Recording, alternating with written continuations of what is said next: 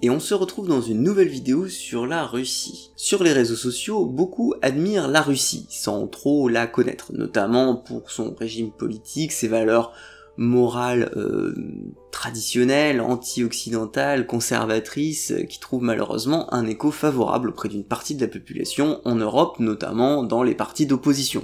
De par son régime politique autoritaire et son leader fort, comme nous l'avons vu dans la précédente vidéo, la Russie peut donner une impression de puissance, de stabilité, de richesse. Mais comment le peuple russe est-il vraiment traité par ses élites ?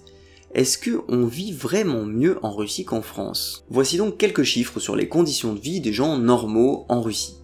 Sur les retraites, les salaires, la santé, le chômage, etc.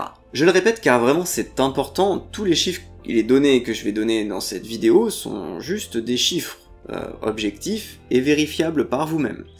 Après, ce sera à vous de vous faire votre propre opinion sur la base de ces données. Pour commencer, en Russie, il y a deux villes qui se portent vraiment bien économiquement, Moscou et Saint-Pétersbourg. Partout ailleurs, vous aurez du mal à trouver un travail et un salaire décent. La différence est même si importante que les Russes ont l'habitude de dire que Moscou et Saint-Pétersbourg, c'est pas la vraie Russie. Et les salaires, justement, parlons-en. Le salaire minimum en Russie est de 100 €, contre 1300 € environ net en France. Et le salaire moyen russe est de 363 € contre 2340 € en France. Tout ça pour un coût de la vie d'environ 50% en Russie par rapport à la France. Même si là encore, en fonction de si vous habitez à Moscou, Saint-Pétersbourg ou dans le reste de la Russie, ça sera encore un peu différent. Le taux de chômage est de 4,5% en Russie au moment où je fais cette vidéo, même si, encore une fois, le taux de chômage avoisine en fait les 1% à Moscou et à Saint-Pétersbourg et les plus de 10% ailleurs. De plus, les employeurs russes peuvent baisser les salaires de leurs salariés comme ils veulent en cours de contrat,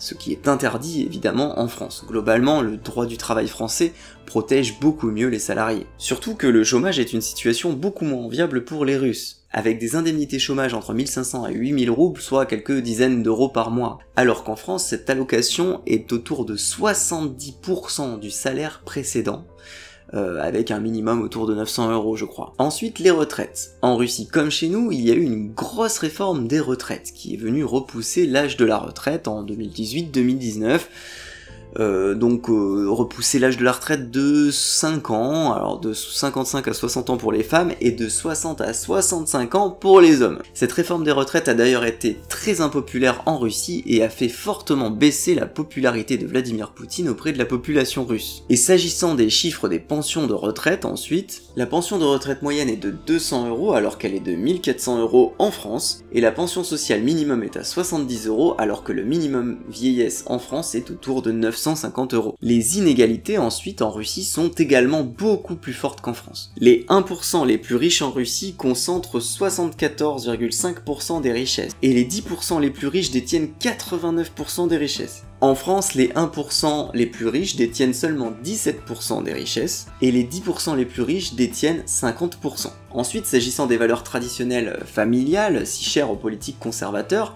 elles sont en fait, paradoxalement, beaucoup moins la norme qu'en France. Ainsi, il y a 2 fois plus de taux de divorce en Russie qu'en France, et même 3 fois plus d'avortements. On pourrait aussi penser que comme il s'agit d'un état autoritaire, les Russes soient plus sûrs qu'en France.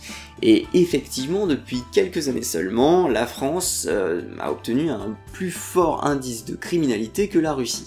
Cependant, les crimes les plus graves sont beaucoup plus courants en Russie, avec un taux d'homicide par exemple de 10,8 pour 100 000 habitants en Russie contre seulement 1,4 pour 100 000 habitants en France.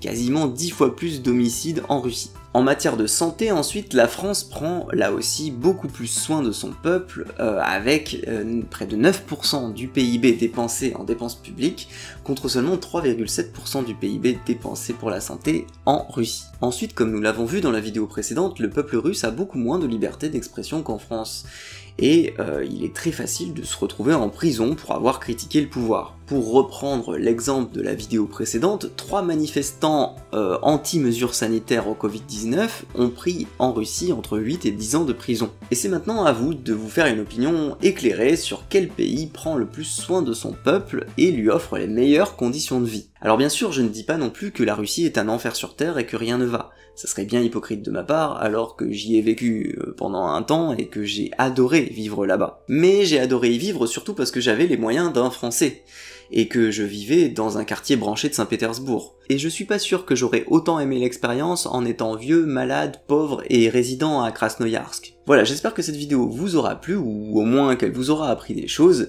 Si c'est le cas, n'hésitez pas à laisser un petit pouce bleu, à vous abonner, laisser un commentaire, etc.